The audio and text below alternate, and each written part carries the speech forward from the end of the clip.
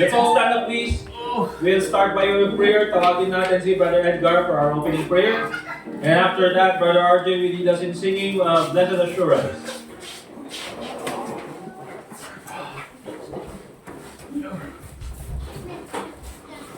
Let's pray. Dear Lord, salamat po muli sa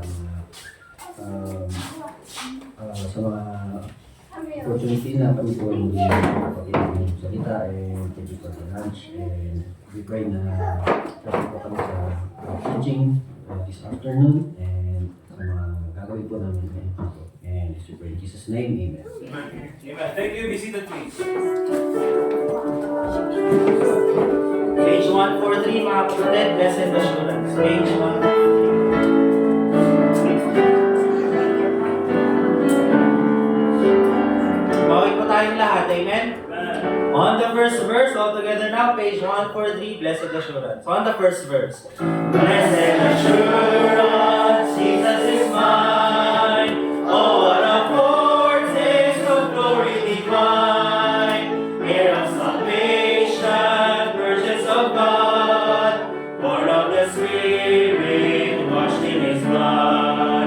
This is my story, this is my song, praising my Savior all the day long. This is my story, this is my song, praising my Savior all the day long. Perfect submission, perfect delight, visions of rapture, numbers on my side, angels descending, bring from above, echoes of mercy, whispers of love. This is my story, this is my song, praising my Savior all the day long. This is my story, this is my song, praising my Savior all the day long. Last verse. Perfect submission, all is at rest. I in my Savior am happy and blessed, watching and waiting, looking above, filled with His goodness, lost in His love. This is my story, this is my song, praising my Savior all the day long. This is my story, this is my song, praising my Savior all the day long. Amen. Thank you very much sa lahat po ng nagdala ng food. At na-enjoy po namin yung nachos, yung cornbread, ano pa? Yung chili. Ano pa eh? Chili con carne. Chili con carne ba yun? Ano yung giniling kanina? Ay, talagang ano yun ng nachos. Okay. Ang sarap pala ng Mexican food. Titignan ko kanina, mas lahat mabusog dito eh. Kinakain ko yung vegetables, pero nung medyo tumagal na, ang sarap pala. Nakaka-full din ng tiyan. So anyway, thank you very much. And ano kaya yung next naman? Next month? Mamaya, pag-isipan ko na naman. Yung ano kaya? Naghanap ako ng mga, hindi ko pa natikman talaga African food. Diba? Yung mga, alam mo yung nakita nyo dun sa ano? Yung National Geographic nga, yung mga... Yung mga palikir. Hindi, yung gagawa tayo ng apoy. Yung go. Ang dami niya alam niyo yung Niksaw? Sino yung Niksaw? That must be crazy. Alright. So anyway, let's open our Bibles, please. Matthew chapter 28. And for this lesson, hindi muna tayo mag-focus sa James because this time we'll go out soul winning. So I'll just be preaching about practical tips for soul winning. Okay? So some reminders lang para po sa soul winning. And many of these you already know. Again, these are just reminders. In Matthew chapter 28, verse 19 and 20, the Bible says, "Go ye therefore and teach all nations, baptizing them in the name of the Father, and of the Son, and of the Holy Ghost, teaching them to observe all things whatsoever I have commanded you. And lo, I am with you always, even unto the end of the world." Amen. So again, mga kapatid, yung soul winning po dyan is the one that we see there in verse 19, where the Bible says, "Go ye therefore and teach all nations." That is different from the teach na makikita natin in verse 20. Because teaching them to observe all things, yan na po yung discipleship, yan na yung preaching, yan na yung edifying the saints. But yung sa verse 19, teach all nations means teach them about the Lord Jesus Christ, about the gospel. Okay? So yun po yung kailangan na mauna. And then after that, baptism. Okay? So, again, soul winning ay hindi lang po para sa mga piling-piling mga members ng church. It's not only for the preacher, it's not only for the members who are matagal na sa church or mas tagal na sa simbahan.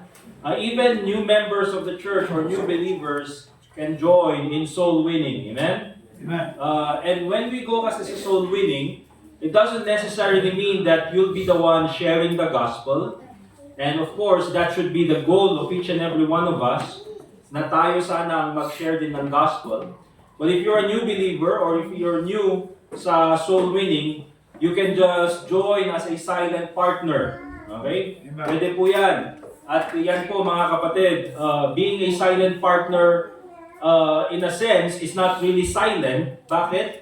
Because you're giving a lot of courage to the person you're going with. Amen. Mahirap pong mag-soul winning ng mag-isa. Kahit ako mga kapatid, pag pumupunta ako sa mga lamay, tulad ng sinabi ko, uninvited na pupunta sa lamay. Meron ba kayong preacher? Pumunta ako. Bakit mag-preach ka mag-isa, kahit matagal na ako nag-preach, nakaka-ano pa rin, nakaka-nervyos pa rin. Okay? So, maganda na may kasama so that you will have someone to help you manage the environment. For example, may tumatahol na aso, pwedeng ikaw yung, ako na lang kagatin mo, or may maingay na bata, pwede mo silang senyasan. Okay, all those things. But here are just some simple tips na gagawin natin. So again, when we go out soul winning, you don't have to be the one preaching the gospel or sharing the gospel. But by the point na nandun ka, to be with others who are sharing the gospel, you are already doing your part. Okay? Amen. But here's number one practical tip that we need to do when we are going to share the gospel, when we do soul winning. Number one, be prepared to share the gospel. In 1 Peter chapter 3, verse 15, sabi ng Bible, sabi ni Pedro, "But sanctify the Lord God in your hearts, and be ready always to give an answer to every man that asketh you a reason of the hope that is in you with meekness and fear." The hope that is in you with meekness and fear. At wala pong ibang ibig sabihin yan mga kapatid. Yung pag-asa na nasa atin ay wala pong ibang tinutukoy yan kundi po yung kaligtasan kay ating Panginoong Jesucristo. That is our hope. That is our blessed hope. Okay? So, dapat ready tayo to give an answer. When we share the gospel, mga kapatid, hindi po natin may iwasan that there will be questions. Okay? Hindi po natin may iwasan, mga kapatid, that the people na kausap natin ay magtatanong din sa atin ng question because, first of all, they are thinking human beings. Amen? Right. Nag-iisip po yung mga yan. Please don't be like yung others na they think na yung kausap nila will just say yes sa lahat ng sasabihin nila. Be prepared. Paano pag nagtanong yan ng question? Okay? Ano pag sinabing, why would we believe in the Lord Jesus Christ? Meron namang Buddha. Why would we believe in the Lord Jesus Christ? Hindi naman siya Pilipino Hudyo naman yan Diba? So, there are many questions na kailangan natin. We should be prepared in answering. And one of the practical applications that I would like you to understand is, kasi yung preparation mga kapatid, importante yan. Imagine, isa kang sundalo, you're a soldier going to war without preparation. Hindi pwede yun mga kapatid. Even si Rambo, kailangan mag-prepare. Kailangan mag-isip, kailangan gumawa ng strategy. Kaya mga kapatid, yung mga sundalo, bago sila sasabak sa digmaan, meron munang briefing yan. Okay, ito yung kalaban natin, ito yung target ha. Bakit? Paano pag pumunta ka doon, ang pinatay mo yung kasama mo pala? Di ba? Hindi pala yun yung kalaban. So, ituturo, ito yung target, ito yung objective natin, ito yung gagawin natin, this is the strategy, this is the weapon you're going to use. After we finish the mission, ito yung rendezvous point natin. You know, why do I know that mga kapatid? I'm not a soldier, but I played Medal of Honor. Alam niyo yung laro? Medal of Honor. Yan, laro ko yun, kaya alam ko. Pagkatapos yung mission, merong rendezvous point. Okay, so all those things, it has to be mentioned during the briefing. Ibig sabihin yung preparation para sa plan. So, here are some practical applications if we're going to be prepared in sharing the gospel. Unang-una mga kapatid, it's very important to memorize the key verses that we use in soul winning. Right. Okay, Romans 3:23, Romans 6:23, Romans 5:8, nandiyan mga kapatid, Romans chapter 10, verse 9 and 10. Okay, and of course, mas madali yan kasi meron na nga tayong mga invitations na ginagamit. Nandiyan na yung mga verses. Right? And doon sa mga hindi pa alam kung paano gamitin, I suggest that you stick with individuals who are well-versed in sharing the gospel and observe them. Also, very important, if you're going to be prepared in sharing the gospel, practice sharing the gospel to a family member, to a friend, or to a church member. Okay? Even if these people are already saved. Okay? You practice sharing the gospel to them. Okay? And of course, very important to always keep an invitation with you. Kasi andyan na yung mga verses. Alright? Or, panoorin nyo yun. Ayan. And then, like and subscribe after. Also, very important, practical tips in soul winning or in gospel sharing. Use God's word, not just your words. Amen. Okay? Hindi po tayo katulad mga kapatid. Nung kailan ba yun si Angel nung pumunta tayo sa Janhay? Wednesday? Thursday? Nung holiday. Thursday? Hindi, Thursday. Nung holiday. May nag-approach sa kanya na someone from another church. Wala kasi ako. And then tinanong siya, ano yung pinakamagandang experience sa buhay mo? Ganon. And then ang sinabi niya is, nagtiwala ko kay Jesus Christ as my Savior. And of course, para sa akin, that's the correct answer. That's the best experience in life. Amen? You trusting the Lord Jesus Christ as your Savior. Pero tinatanong siya, and ano pa yung ibang mas magandang experience or something like that, di ba? And then, pinipilit siya na, okay, pwede bang ako rin naman i-share ko yung life experience ko sa'yo? I-share ko yung pinakamagandang nangyari sa buhay ko sa'yo? So, pinipilit siyang ganon. And basically, mga kapatid, those are oftentimes mga Pentecostals or mga evangelicals who believe na in sharing the gospel, they only use their personal experience. Right. Remember this, mga kapatid. When we share our personal experience, it must be based according to the Bible. Okay? Kasi, isa nga naman sa pinakamagandang or pinaka-effective na way in sharing the gospel is to share how the Lord Jesus Christ saved you. That's right. Diba? Kasi yun naman yung i-share mo sa kanila eh. I trusted the Lord Jesus Christ as my Savior. You want me to show you how I did that? Or paano nangyari yun? And then you share Romans 3:23. I realized I'm a sinner. Papunta ako ng impyerno. Pero mahal ako ng Panginoon. And then I trusted the Lord Jesus Christ as my Savior. Okay, so same thing. Pero meron kasi yung iba mga kapatid na ang ginagamit lang nila is yung kanilang personal experience.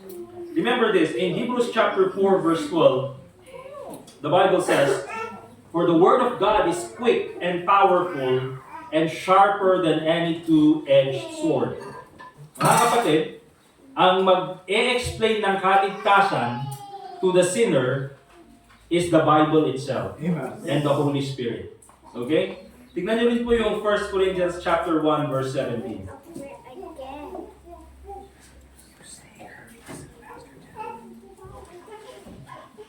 1 Corinthians chapter 1 verse 17.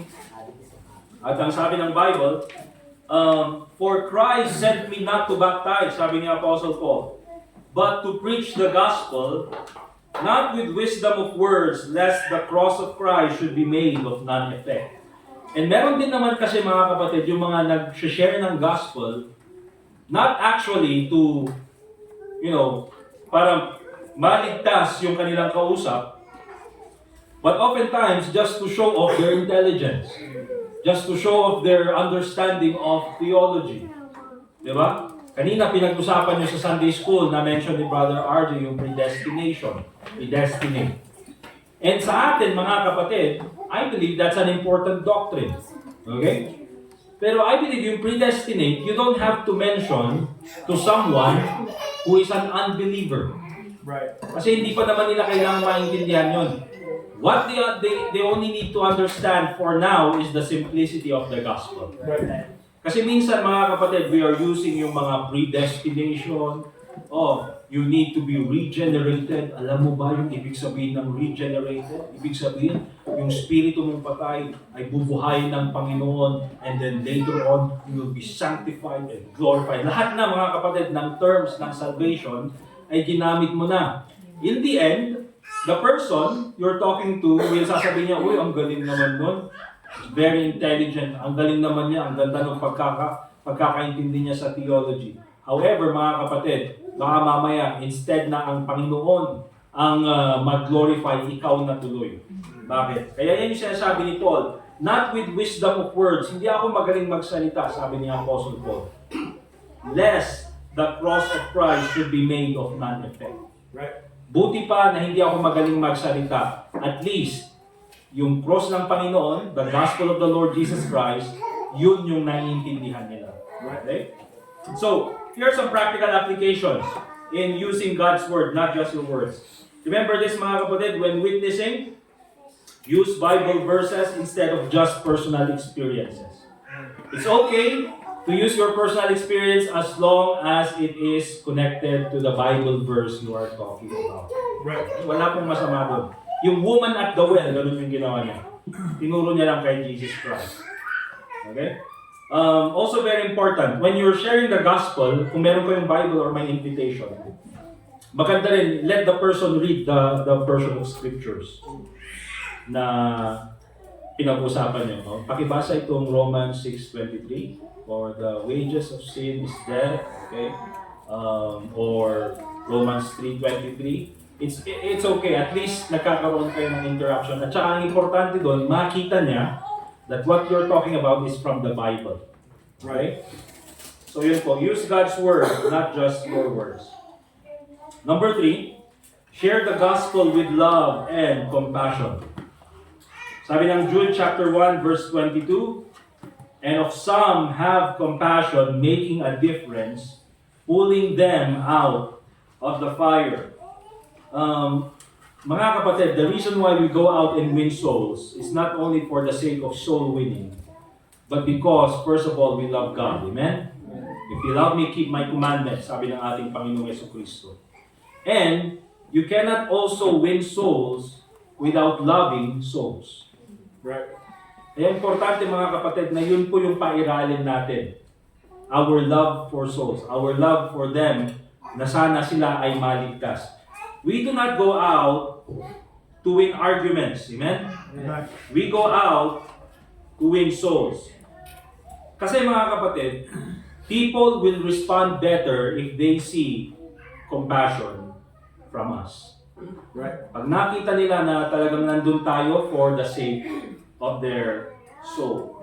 Parang ano yan mga kapatid, minsan parang yung mga doktor, kapag nagbibigay sila ng bad news doon sa kausap nilang pasyente, hindi yung kahit na pagod na yung doktor or stressed out yung doktor, they will find time to build up that compassion na may explain doon sa kausap nila yung situation.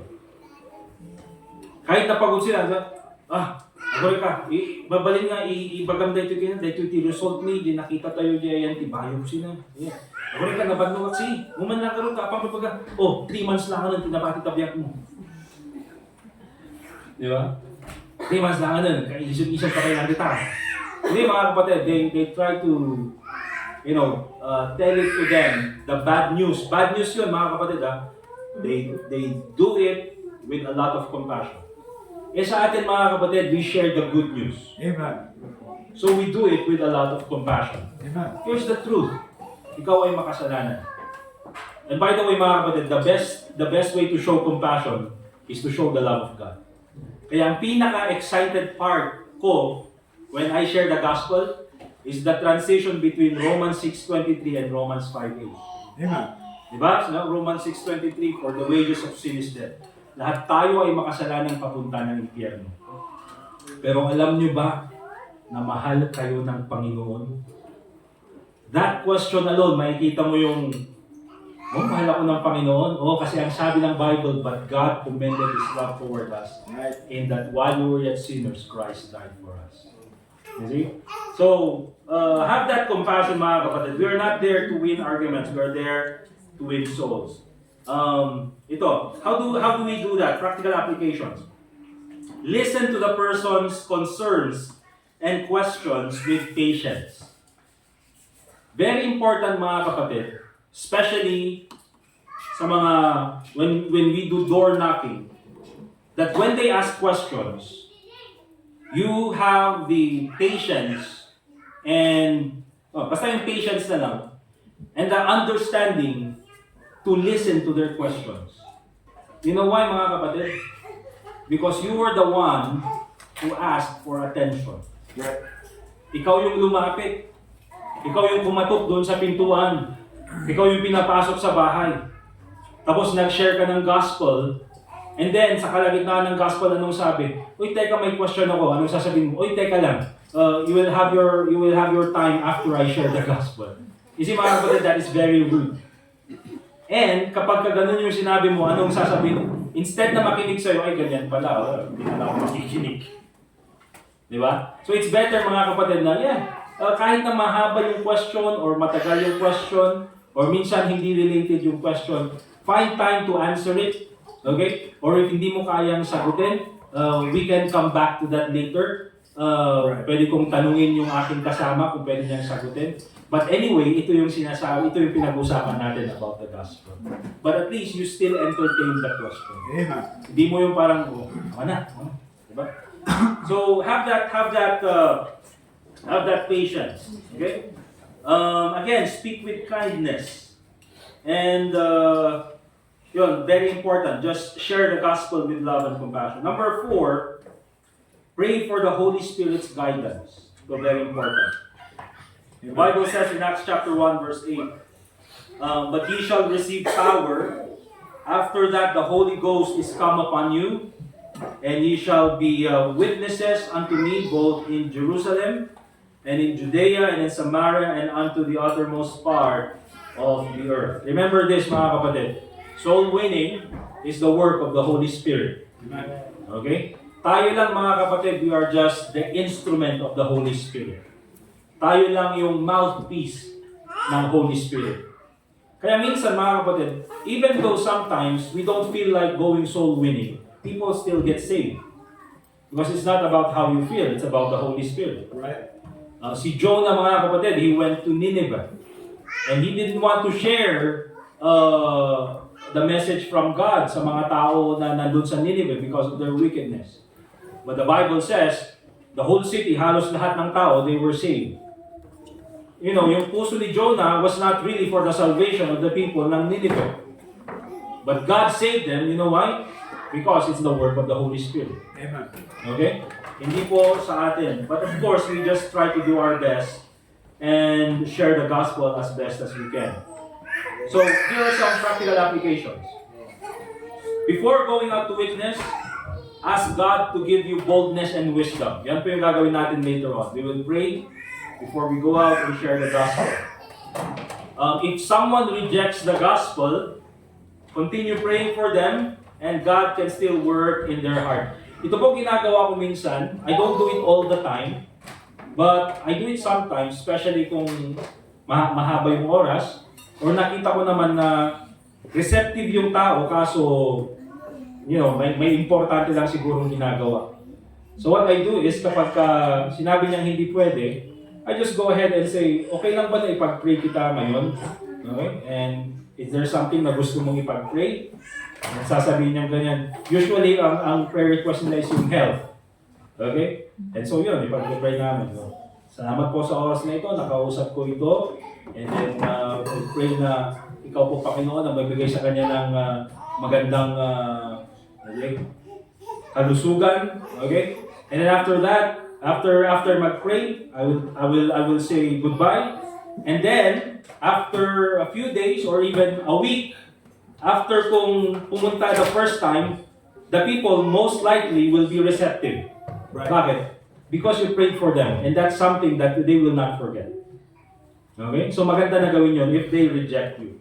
Or hindi naman yung reject, kung hindi sila available to listen to the gospel.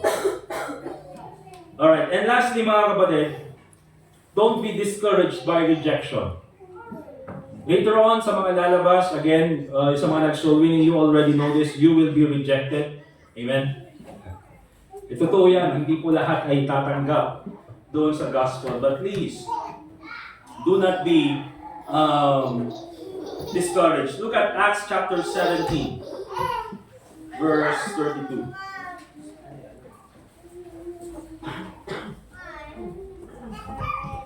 Acts chapter 17 and verse 32.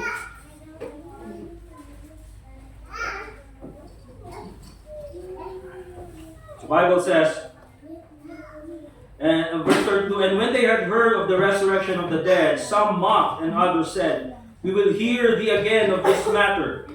Again, ito po mga kapatid is nung nandun si Paul preaching about, of course, the gospel of the Lord Jesus Christ. Howbeit, men claim, so Paul departed from among them, howbeit, certain men clave unto him and believed, among the which was Dionysius the Areopagite and a woman named Damaris and others with them. So itong si Apostle Paul, mga kapatid, and you see this every time he preaches the gospel, not everyone believes. Hindi po lahat ay nagtitiwala kay Kristo bilang tagapagligtas. But they are not the focus. The focus is there are some, and there are many, and there are much who trust in the Lord Jesus Christ as their Savior. Right. Huwag na kayo mag-focus dun sa mga rejection. Even though you get rejected 3 times, if one person trusted the Lord Jesus Christ as their Savior, that's worth it. Amen. Okay? Kahit na you are rejected many times, kung merong isa, that's worth it. And in many cases, mga kapatid, dito sa Baguio, yung isa is sometimes a very low number. Hindi ko, minsan isa lang. Minsan, if you're very, I would say, masino sa doing soul winning, you get a lot of people saved. Amen. So, remember mga kapatid, don't argue with people who refuse to listen. Kung ayaw nilang makinig, it's okay, give them an invitation, go to the other door. Amen. Okay? Or lipat sa ibang lugar. And of course, keep witnessing if you don't see immediate results. Hindi mo makita yung result, but again mga kapatid, it matters that we are doing God's will. Amen. And of course mga kapatid, remember na ang Panginoon po siya ang nagliligtas. In 1 Corinthians chapter 3 na ihalintulad ang ministry as like katulad ni sabi ni Paul na Apollos planted, okay? I planted, Apollos watered, but it is God who gave the increase. Para po tayo mga kapatid, mga agriculturists lang. Nagtatanim, we trust the process, but it is God who saves the soul. Amen? Right. So, yun po yung gagawin natin later on mga kapatid. Just what we're going to do is, do we have invitations there, Brother Anthony? I think there's some. I think we. Meron doon, and I have, merong 60 pieces dito. Yeah, we should be good. And then meron din doon sa doon sa offering, gusto yung lalagyan ng offering envelopes. We'll divide yung group sa 4. Si Brother Anthony, you'll be leading one. Okay. Si Brother RJ, Brother Edgar, talo. 3 teams. 3 teams na lang. 1, 2, 1. Sa pinakataas. 1, 2, 3. Siguro isa doon sa Navy base. Okay? But, yung mga sasama sa winning, pakitaas yung right hand please. Yung pwedeng siya. Yung mga mothers, yung mga may mga dalang mga bata, kahit mag-stay na lang dito para hindi kayo mahirapan. Pakitaas ulit yung kamay yung sasama. Okay, sama ka kay RJ. Sika, kini Edgar. Ma'am, sama rin kayo kay sasama. Kay Brother Edgar din. Jane might, if you can pair up Jane with another lady, O, sino kayo sasama? Okay, si Sis Joni, and then si... Ano kayo? O, Sis Jane at saka si Sister May. Sister May, sama kayo kay Brother Anthony. 1, 2, 3. Sama kayo kay RJ. Tapos Sister Joni. Okay? Alright, good? Good na? Okay, so let's go ahead and pray. And then after that, so 1:30 lalabas. Please be back around 2:30. Okay? And then after that, I will have some bread and coffee. Alright, so that's it. We'll go ahead. Yung 4 teams, no? Isa dun sa pinakataas sa Gibraltar, malapit sa may tawag doon, Good Shepherd. Niya lugar niya po din si JC. Basta doon, malapit sa Good Shepherd. Isa naman doon sa malapit sa INC, yung pababa. Or you can go the other way around. Have you been there, Anthony, right? You've been there? that's where we are now, just past the INC, and then on the left, going down and around. Going, Okay. yeah, I don't, does that make sense? Yeah. Am I saying it, okay? Yeah, I think Past the so. INC, but the other side of the road. Okay, yeah. Tapos, si kayo, Brother Edgar, dito eh, Duwalhati. Nya? Ano to eh? Okay, bahala kayo. Ngamit kayo magna. Mabalin magna. Ay, mabalin? Okay. Ay, hindi nga to.